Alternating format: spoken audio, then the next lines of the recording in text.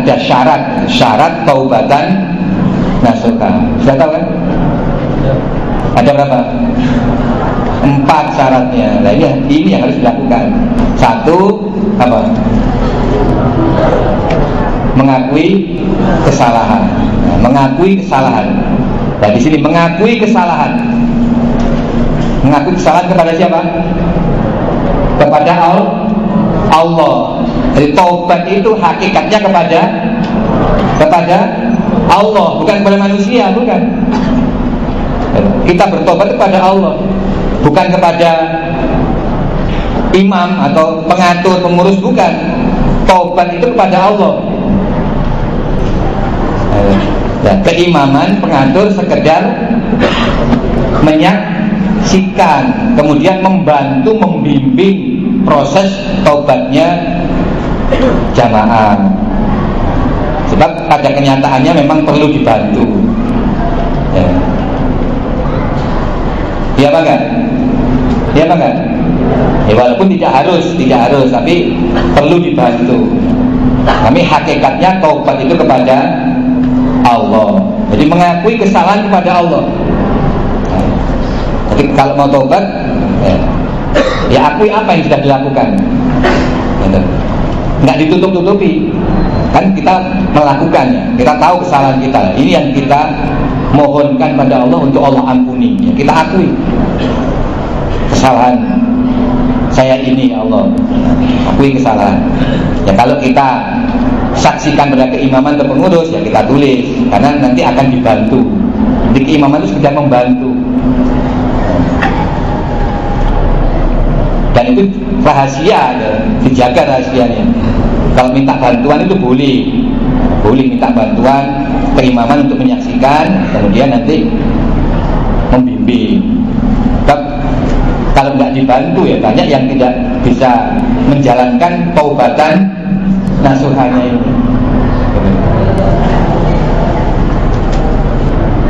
Umpama sudah nulis, terus nanti pengurusnya menyaksikan, pengurus akan menanya, apa yang kamu lakukan? Apa nggak lebih dari itu? Ini maksudnya untuk mengungkap supaya mengaku, sehingga kepada Allah pun juga mengaku kesalahannya itu sesuai dengan apa yang dikerjakan. Nah, adapun keimaman sekedar membimbing, menuntun, tujuannya itu. Kalau sendiri, ya belum tentu semua bisa.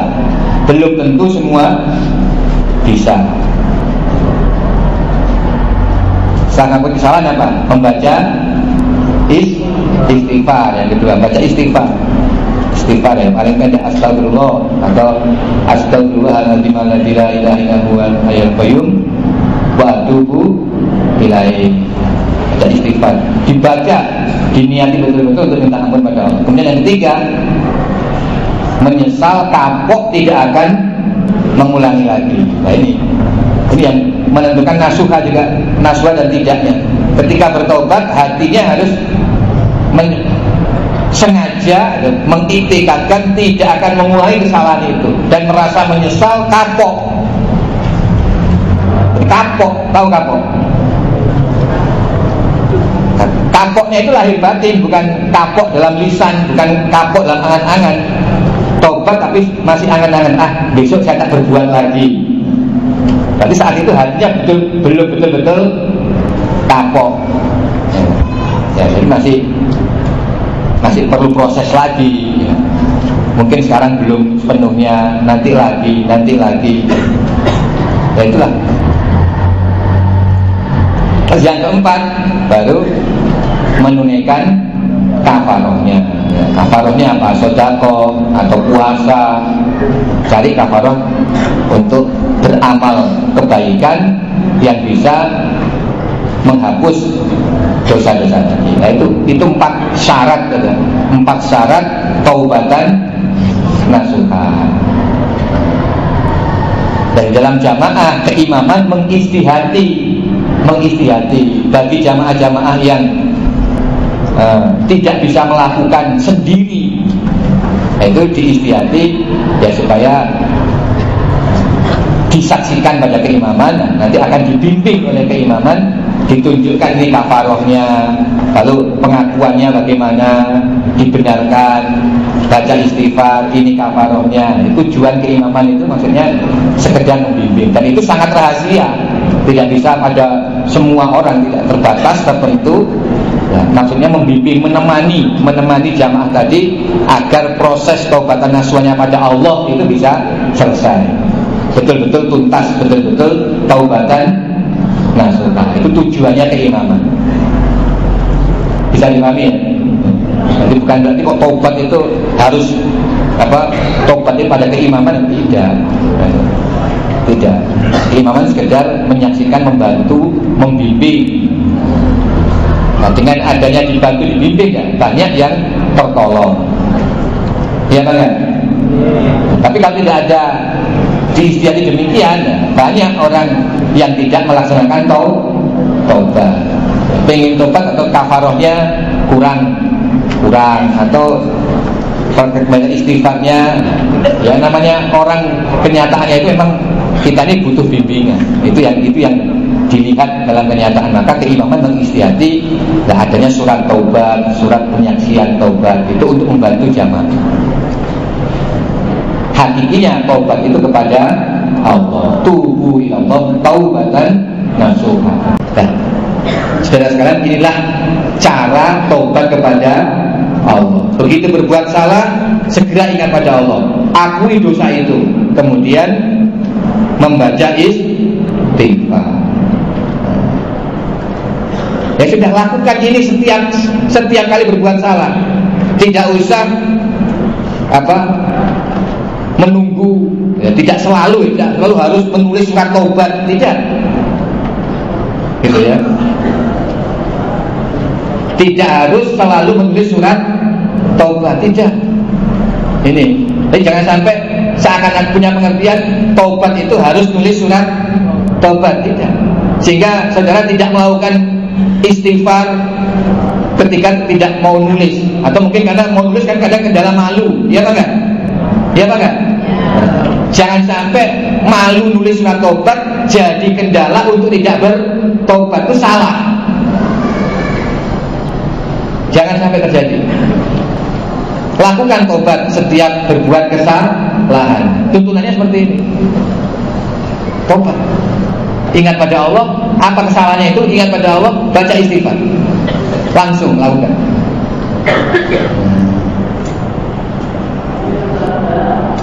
Tidak harus menunggu surat tobat, atau wah mau nulis tobat malu akhirnya enggak tobat, malah salah.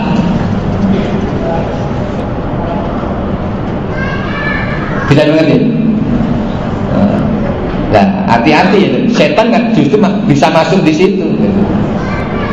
Dibuat pengen ngerti salah, pengennya tobat, mau nulis surat tobat malu, akhirnya ya sudah nggak tobat saja, malah semakin salah. Jadi sebenarnya dari mana sih asal mulanya istiadat surat tobat itu? Istiadat surat tobat itu berlaku begini, ketika siswa contohnya terus ketahuan berbuat pelanggaran, siswa laki-laki perempuan nyepi di satu kamar, kan ketahuan melanggar kan, pengurus tahu langsung. Ya, ketika tahu ada pelanggaran, ya kewajiban pengurus ngurus. Nah, waktu diurus itu disuruh ngaku, betul?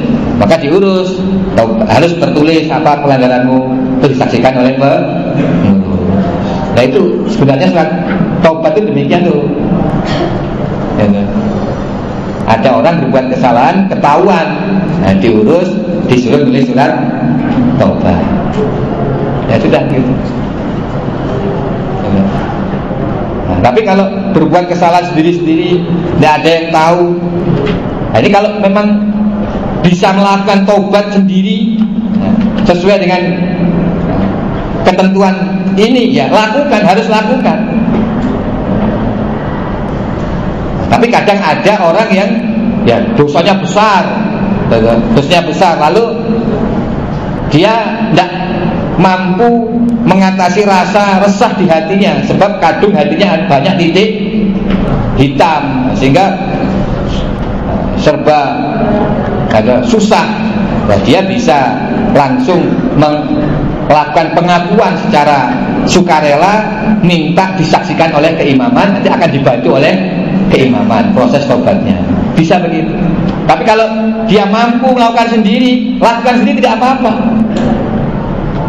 Dan justru harus dilakukan sendiri. Karena taubat ini bisa dilakukan kapan saja setiap bersalah, dan sesegera mungkin setiap bersalah segera taubat, baca istighfar. Ingat pada Allah, baca istighfar. Kalau sampai nanti menyesal dari kafarah, ya sudah, dosanya diampuni. Bisa dilakukan oleh tiap-tiap orang, dilakukan sendiri setiap selesai berbuat kesalahan. Tidak harus disaksikan, tidak harus menulis surat taubat setiap bersalah, tidak. Itu salah pengertian ini. Yang demikian malah memberatkan jadinya. Dan bisa menyebabkan orang tidak bisa bertaubat.